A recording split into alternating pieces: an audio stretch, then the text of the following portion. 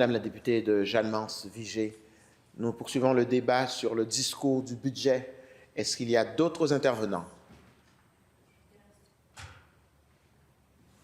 Alors, je reconnais Madame la députée de Notre-Dame-de-Grâce. Merci, Monsieur le Président. Juste pour enchaîner sur ma collègue, alors toujours un plaisir de prendre la parole dans le contexte du budget de cette année, évidemment. C'est un budget historique, mais pas pour les bonnes raisons. C'est un budget historique parce qu'on est rendu encore une fois avec un budget déficitaire extraordinaire de presque 13 milliards de dollars. Et on a vraiment devant nous, il y a deux devoirs fondamentaux d'un gouvernement. C'est de bien gérer les finances publiques et c'est de bien gérer les services publics. Fait que là, sur les deux niveaux, c'est vraiment un échec de ce gouvernement. Moi, je vais parler dans mon discours des deux, aussi d'enjeux locaux et aussi régionaux, parce qu'on a nos dossiers de porte-parole en tant que des dossiers nationaux, mais aussi on est des porte-parole pour des régions, dans mon cas l'Estrie, évidemment, député de Notre-Dame-de-Grâce.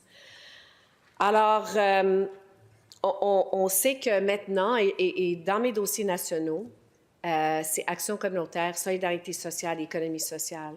Alors, j'ai affaire à travailler avec des organismes puis des individus qui défendent vraiment les plus démunis de notre société. Et avec ce budget-là, avec les mauvaises décisions de la CAQ, on est dans une situation où il n'y a pas beaucoup de marge de manœuvre à cause du gaspillage, effectivement, à cause des mauvaises décisions de ce gouvernement, l'échec électoraliste, Northvolt, des mauvais investissements, des dépenses. Et à chaque fois qu'un ministre du gouvernement se lève avec son fameux tableau de bord, avec les dépenses, on a dépensé plus que... Mais sans les résultats, dans mon monde à moi, dépenses, pas de résultats, égale échec. Ça veut dire un échec. Alors, les ministres devraient avoir honte de se lever avec leur tableau de bord pour dire « on a dépensé, sans résultat, c'est honteux. » Ça veut dire que c'est un échec. Et c'est un devoir fondamental d'un gouvernement de bien gérer les finances publiques et les services publics. Les Québécois, les impôts sont les plus élevés au Canada et en Amérique du Nord. Et les Québécois n'ont pas pour leur argent. C'est des gens qui travaillent fort. C'est un bris du contrat social. C'est pas moi qui le dis, c'est le PDG de la Fondation, de la Centraide Grand Montréal. C'est le PDG des banques alimentaires du Québec qui disent oui, on est en mode réaction, on fait notre devoir, banques alimentaires, mais c'est au gouvernement de prendre des décisions structurantes. Et le fait que parmi les presque 3 millions de demandes par mois vis-à-vis les banques alimentaires proviennent de travailleurs, 20 % c'est des travailleurs, des gens qui travaillent, qui élèvent leur famille, qui paient des impôts. Ça c'est pas juste une question d'urgence humanitaire, c'est un échec économique. Le fait qu'un enfant sur 5 au Québec a faim, c'est un échec. Qu'un étudiant sur 2 vit l'insécurité alimentaire, c'est un échec. On est en train de normaliser que les gens au Québec ont faim. C'est un besoin de base avec le logement, entre autres. Les gens au Québec ont faim. Les enfants, les étudiants, les travailleurs, les familles. Alors, c'est vraiment honteux lorsqu'on regarde les décisions de la CAQ, le 7 millions de dollars pour les Kings, les 700 000 pour Northvolt. Ça clique. Et j'en ajoute, c'est la mauvaise gestion, c'est du gaspillage des fonds des contribuables. Alors, comme je dis, c'est plus qu'un 13,6 milliards de dollars, on parle. Écoutez, on parle aussi on essaie, comme ma collègue disait, on trouve plein d'excuses, on ne s'assume pas. Mais un gouvernement mature, on s'assume. Fait que là, on est en 7e année, c'est comme un enfant de 7 ans. Je ne prends pas mes responsabilités, c'est la faute de l'autre, c'est la faute de ci, c'est la faute de ça. Mais là, c'est la guerre tarifaire. Mais on était déjà dans une position de faiblesse avant cette guerre-là, Monsieur le Président. On avait déjà un déficit record.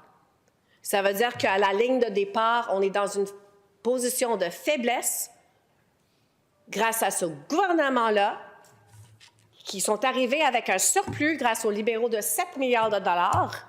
On est rendu à 13 millions. Ça veut dire que 13 milliards, ça veut dire qu'on a gaspillé 20 milliards de dollars. C'est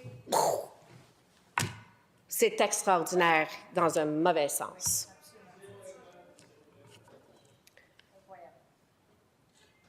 Alors, on est dans une position de faiblesse pour faire face à une menace très sérieuse, Monsieur le Président.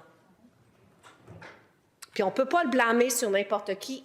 Ce gouvernement-là nous a mis dans ce déficit bien avant que ça commence. En anglais, on dirait « We're going into a tariff war without a war chest ». C'est pour ça qu'il faut être vigilant avec les finances publiques, pour pouvoir livrer des services, mais aussi parce qu'on ne sait pas est-ce qu'il va y avoir une pandémie, va-t-il avoir... Fait que, du début, on est dans une mauvaise position. Et c'est ce gouvernement-là qui doit assumer ses responsabilités. Un gouvernement mature s'assumerait et assumerait les responsabilités. Fait que Northvolt, 710 millions de dollars. Le fiasco SACLIC, 500 millions de dollars, dépassement de coûts, et on verra s'il y en a plus.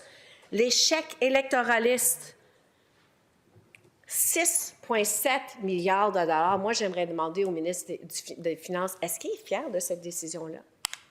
Est-ce qu'il est fier d'avoir gaspillé cet argent-là qui allait vis-à-vis des Québécois qui n'en ont pas besoin, au lieu de cibler les Québécois qui en ont besoin?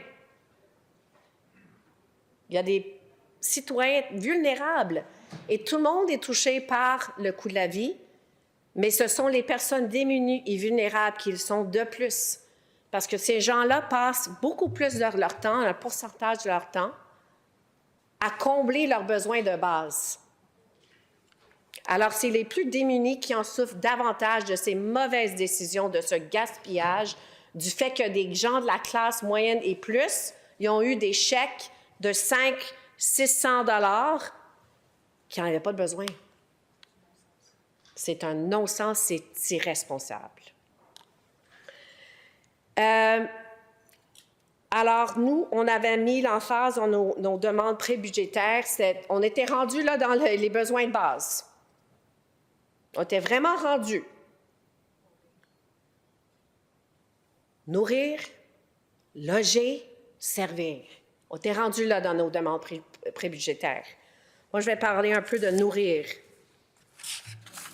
Nourrir, comme on le sait, oui, le gouvernement a répondu aux besoins, aux demandes prébudgétaires des banques alimentaires du Québec, et c'est une bonne chose parce qu'il faut répondre à ces demandes-là. Mais c'est un dernier recours, les banques alimentaires. Et si on souligne le fait que c'est seulement un quart des Québécois, parmi les Québécois qui vivent l'insécurité alimentaire, il y a juste 1 sur 4 qui va aller aux banques alimentaires. Ça veut dire qu'il y a beaucoup plus de Québécois qui ont faim, qui ont, pour des raisons ou des autres, n'ont pas recours aux banques alimentaires. Et comme je dis, ceux qui ont recours, 20 % ce sont des travailleurs. Et Martin Munger, qui est le PDG des banques alimentaires du Québec, qui reconnaît que le gouvernement leur a répondu à leurs demandes prébudgétaires, mais dit « Non, il faut des mesures structurantes. C'est un bris du contrat social. C'est pas à nous de gérer cette crise. On va répondre, mais il faut prévenir, il faut minimiser, il faut éviter ces demandes parce qu'on est en train, comme je dis, Monsieur le Président, de normaliser la faim au Québec. Et comme je dis, c'est des travailleurs, c'est des enfants, un enfant sur 5 qui a faim. Le gouvernement a pris des mois et des mois et des mois à négocier avec le fédéral, avec Ottawa, pour une entente sur l'alimentation scolaire. Les groupes sur le terrain me disent Puis on l'a eu en fin de compte. Cette entente a été signée à la dernière minute, le 7 mars. Les groupes sur le terrain me disent on vient de perdre une année scolaire, plus ou moins, parce que une fois que c'est signé, il y a d'autres étapes, et là, de mettre tous les partenariats en place. Et le Québec aurait dû être le premier dans le sens qu'on a déjà, avec le club d'études déjeuner, avec Cantine pour tous, on a déjà des organismes sur le terrain. Mais on a laissé ça à la dernière minute. Ma collègue, elle a dit on est en train d'hypothéquer l'avenir de nos enfants, des futures générations, mais les enfants présentement, les jeunes, ils souffrent déjà. Fait qu'on l'a signé. Là, il faut aller de l'avant, il faut évidemment cibler. Je sais, dans un monde parfait, ça serait universel, mais il faut cibler les jeunes dans les milieux défavorisés dans un premier temps. Alors, nourrir. Il faut nourrir. On est rendu là, Monsieur le Président. On est rendu là que dans nos demandes prébudgétaires, on est rendu aux besoins de base, de Maslow. Se nourrir, se loger, là, servir les personnes qui sont les plus vulnérables. Évidemment, évidemment, l'opportunité en or pour vraiment répondre aux plus vulnérables. Hier, on avait une interpellation de la ministre qui a été amenée par les collègues de Québec solidaire. On parlait de l'effritement du filet social sous la CAQ. Évidemment, il y a un plan de pauvreté qui a été mis de l'avant par ce gouvernement, qui a été, oui, très attendu. Et ça a été mis de l'avant le 21 juin 2024. C'est quoi le 21 juin, Monsieur le Président? C'était le vendredi avant la fin de semaine de la fête nationale. Un communiqué qui est sorti comme ça, comme une annonce administrative. Parce que moi, je ne sens pas que le gouvernement était fier de ce plan. Premier plan qui n'est pas chiffré, on n'a pas de cible. C'est combien de personnes qui vont sortir de la pauvreté avec ce plan? C'est pas... Quelles sont les cibles? Donc, Monsieur le Président, je pourrais parler longuement sur mes dossiers nationaux, mais j'ai parlé un peu de Notre-Dame-de-Grâce aussi. Notre-Dame-de-Grâce est reconnue comme un quartier aisé, mais 27 % de la population vit sous le seuil de la pauvreté. Et on a des enjeux majeurs en termes de santé, services sociaux, logement, éducation. On a vu des coupures, par exemple, on voit des programmes de jeunes qui sont vraiment à risque à cause des coupures en éducation, justement, au niveau des activités de loisirs, des activités sportives. Et pour des enfants qui sont moins aisés, ils dépendent de ça dans leurs écoles, après l'école. C'est pas comme mes enfants. Ils vont aller jouer au hockey, au baseball, parce que nous, on est issus du privilège, Monsieur le Président. Mais c'est pas tous mes concitoyens. Fait qu'il faut s'assurer que les enfants ont accès au sport, aux loisirs. Ça a été coupé.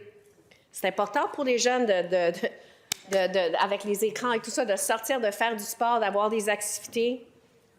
Surtout pour les garçons, Monsieur le Président. Je suis une mère de 3 garçons.